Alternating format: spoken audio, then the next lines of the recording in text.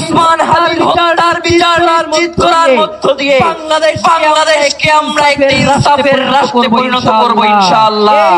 এই রাষ্ট্রে সংস্কার বাস্তবায়ন করা না হয়, এই রাষ্ট্রে জুলাইকে অস্বীকার করা হয়, তাহলে এই রাষ্ট্রে যারা ক্ষমতাসীন রয়েছেন তাদেরকে আরেকটি জুলাইয়ের জন্য থাকতে হবে। আজকে চলছে 2 মাস ধরে প্রতি ঘন্টায় সংসদে জনগণের টাকা ব্যয় হচ্ছে 1 কোটি লক্ষ টাকা। জনগণের টাকায় বসে আজই বলছে, কিন্তু জনগণের গণভোটের রায় সেটাকে মানছে না।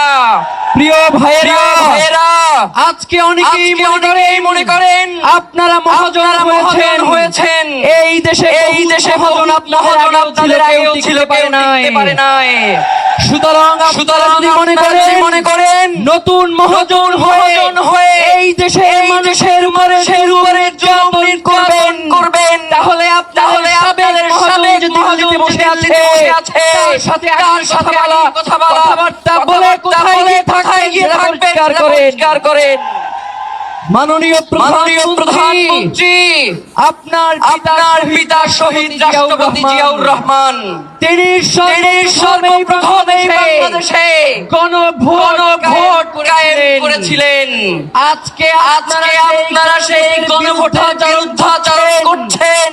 আপনারা শুধুমাত্র গণভোটের বিরুদ্ধাচরণ করছেন না, মূলত বিএনপির জন্ম যেই গণভোটের মধ্য দিয়ে নিজেদের জন্মকে অস্বীকার করছেন।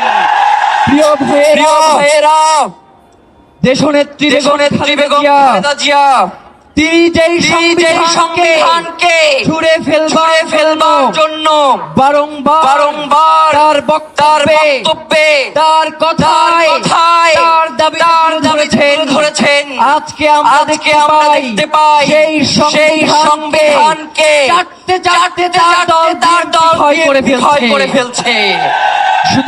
সুতরাং যেই বিএনপি তার শহীদ জিয়াউর রহমান যিনি এই দলের প্রতিষ্ঠাতা করে না, যেই বিএনপি বেগম খালেদা জিয়ার কথা রাখে না, সেই বিতর্কিত তলাবি ঝুড়ি, সেই বিএনপির কোনো মেরুদণ্ড নাই।